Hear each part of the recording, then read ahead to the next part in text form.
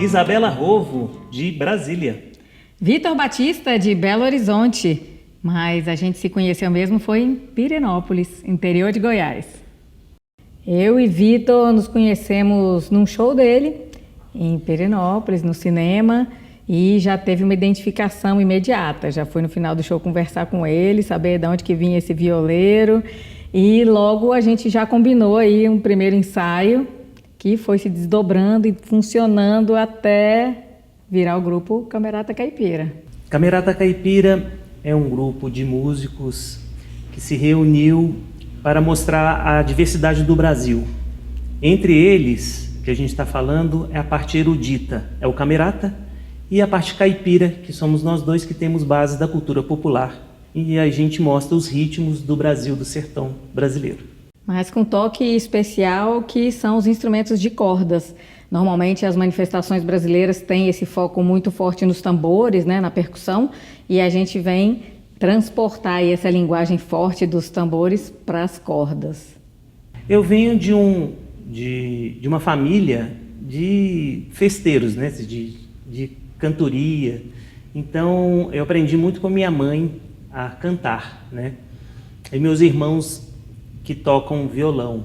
Quando eu fiz 19 anos, eu fui conhecer um grupo chamado Congá, de parafolclóricos, da UFMG. E aí a cultura popular estava ali. Então a minha aproximação com a cultura popular se deu nesse âmbito de pegar a pesquisa da cultura popular e transformar isso para o palco. Então isso se deu dessa maneira. Então a minha juventude, além de rock, além de outras influências que eu tive, a cultura popular também chegou muito forte e que me conquistou. Então, na verdade, né, eu sempre costumo enfatizar que eu faço parte da primeira geração brasiliense, né? Eu sou fruto aí dos candangos. Meus pais se encontraram em Brasília ainda adolescentes lá, se conheceram e casaram, cada um com bagagens também muito diversas, né? A minha mãe carioca, mas de família cearense, meus avós eram do Ceará. Meu pai nascido no interior de São Paulo, criado no Rio de Janeiro, mas de família italiana. E isso veio se encontrar em Brasília, que é essa mistura já, esse caldeirão da mistura brasileira, né? Então eu acho que eu tenho muito dessa mistura toda, dessa confusão que é a música brasileira. E meu pai sempre foi um amante da música, né? Mas muito ligado à bossa nova, à música instrumental. Minha mãe, educadora, sempre me levou em muitos espetáculos. Então, assim, minha infância toda em Brasília foi participando de espetáculos dos mais variados, inclusive de cultura popular também. E eu, adolescente, entrei para a escola de música, fiz parte de um grupo de jongo, né? Minha primeira experiência dançando, né? Vivenciando essa coisa mesmo do pé no chão, do pé descalço. Depois, com 18 anos, também fiz uma breve participação com o grupo Liga Tripa, que é essa coisa mambembe, né, de tocar na rua. Liga Tripa tá aí até hoje, é atuante. Eu era super admiradora do trabalho deles e fui convidada para tocar o Negão, que é aquele baixo de uma corda só, e fiquei com eles por um tempo. Então daí veio vindo essa paixão também pela cultura popular, que em Brasília, por essa confluência de muitas pessoas do Nordeste, né, tem essa força muito grande, né? Apesar de ter sido criada no plano piloto, mas toda essa influência, né, as regiões administrativas de Brasília têm muitas manifestações que chegaram ali e que hoje explodem, vários grupos hoje que fazem aí releituras e recriações dessas manifestações aí de todos os cantos. Eu penso que a cultura popular ela é a questão desse agregamento, né, desse coletivo, né, que sempre tem, né, entre as comunidades, mas ela não pode ficar só ali, né? Eu lembro que em Belo Horizonte, quando eu morava lá, na parte periférica da cidade, acontecia várias manifestações da cultura popular, mesmo dentro da capital, né? Então isso quer dizer que eles ficavam só ali, mas as pessoas mesmo do centro, por exemplo, não conheciam, né? Deixavam de conhecer. E eu acredito que quando a gente vem fazendo essa releitura para o povo, para as pessoas vão conhecer pelo menos o que é essa manifestação, não originalmente, mas como o nome, como a identidade, com algumas características elas têm. Então, é uma forma de divulgação da cultura popular para as pessoas que o Brasil não conhece o Brasil ainda, né? Então, é essa a nossa função de nos conhecer cada vez mais. Eu acho que assim, existe aí uma linha muito tênue, né? Eu acho que a cultura popular mesmo, na sua essência, né, que acontece ali dentro da manifestação legítima, na rua, que é fruto, na maioria das vezes, da fé, né? Muitas dessas manifestações são ligadas a tradições religiosas, né? E acho que por isso ainda permanecem tão fortes, mas que até por falta de visibilidade, reconhecimento do nosso país em relação a essas manifestações, elas foram se fragilizando com o tempo, né?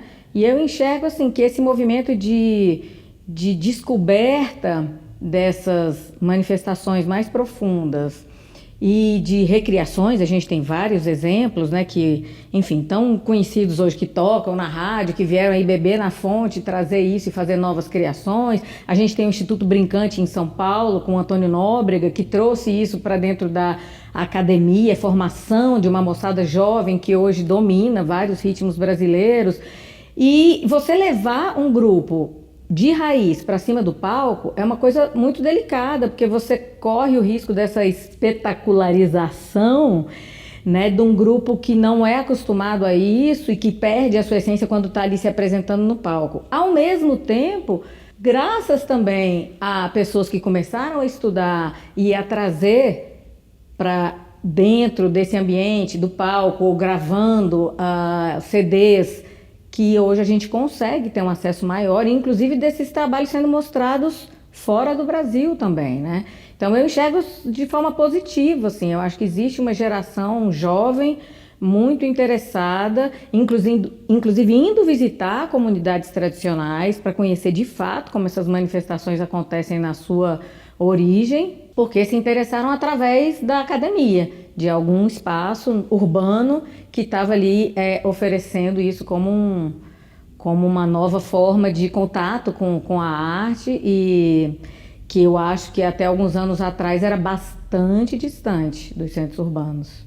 Nós dois participamos também de um trabalho no Ponto de Cultura Coep, em Pirenópolis, que tem uma experiência muito bacana de apoio às escolas públicas com o ensino de arte no contraturno, né? Então, a gente busca, dentro desse espaço, oferecer realmente uma integração tanto das artes com natureza, né? Um espaço onde as crianças passam ou a manhã toda ou a tarde toda e têm contato com a terra, do plantio, acompanhar esse processo até o crescimento da planta, até colher a planta, preparar o lanche com aquele fruto que ela mesma plantou, tentando trazer essa vivência mais profunda, né? Trazer, inclusive aproveitando a cultura de casa, né? Convidando pais ou avós que sabem um ofício, que sabem bordar ou que também são cantadores,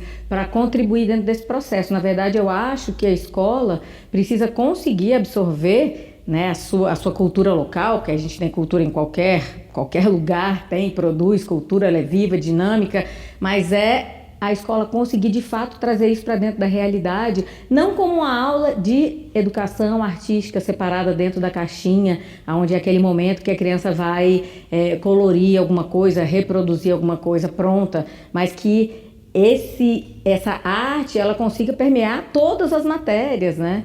Que a arte seja de fato viva dentro da escola como possibilidade de explorar todas as matérias a partir dessa base que a criança já tem, que traz de casa e que muitas vezes não é aproveitada ou valorizada dentro da escola como conteúdo curricular mesmo, né? Com que a brincadeira, né? As manifestações tradicionais, elas são chamadas popularmente de brinquedo. Então os mestres falam assim, vamos Hoje vai ter brinquedo na casa de fulano. Então, quer dizer, essa palavra brinquedo, ela vem sendo esquecida, né? E o brincar, usado pedagogicamente dentro da escola, é muito importante de ser cultivado, né? O espírito da brincadeira. Então, dentro da dança popular, ela não tem passos ensaiados, mas ela tem a brincadeira. Você tem um passo básico, mas a brincadeira, ela vai te ensinar a cooperação, a hora que você entra na roda, que você sai, que você cede espaço para o outro, todas as relações sociais que a gente vive no dia a dia que são possíveis de transportar ali através daquele brinquedo. Bom, quase um ano parado por causa da pandemia, eu tive que me adaptar a lives e a vídeos, a videoaula e, enfim, preparatórios assim que eu, pelo menos, não estava preparado, né? A minha visão futura ainda está limitada. Está limitada porque eu não sei do que vai acontecer daqui a 6 meses. E o meio do ano está aí já, né? Então, como fazer esse planejamento ainda, eu não tenho eu não fiz isso, né, claramente. O que eu penso é que com as músicas que eu tenho já compostas, eu tenho feito uma pré-seleção de um próximo trabalho que vai depender agora só de recurso, que é para levantar grana para fazer esses CDs, né? Então, é um planejamento aí que a gente vai ter que medir a água com fubá, para dar um angu bem gostoso. Bom, é claro que esse momento de pandemia impactou todo mundo, né? Eu também tive aí minha reviravolta esse ano, de também muitas reflexões, um olhar mais para dentro, traçando aí novas possibilidades. Acho que tivemos muitos aprendizados também na área tecnológica e falando por mim, né? Eu fui buscar um pouco entender aí a ciência, tanto de gravação quanto de edição. E a minha grande descoberta, vamos dizer assim, né, desse período, foi começar a colocar para fora algumas coisas e escrever e ter composições minhas que eu venho aí registrando ao longo do ano passado e espero esse ano poder lançar algumas composições. Primeiro estava só escrevendo, agora escrevendo e fazendo a música também, e com algumas parcerias fazendo arranjos, então logo em breve tem novidades aí chegando.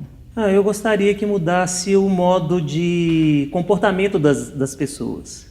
O comportamento individualista passar a ser o comportamento mais coletivo.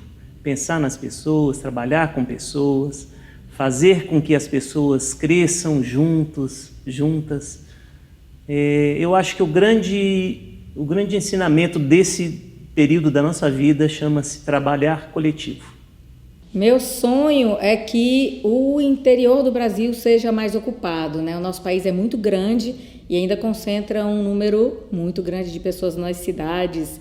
E esse momento, eu acho que enfatizou esse inchaço, essa falência dos grandes centros urbanos, né? Com excesso de poluição, excesso de carro, excesso de informação, excesso de barulho.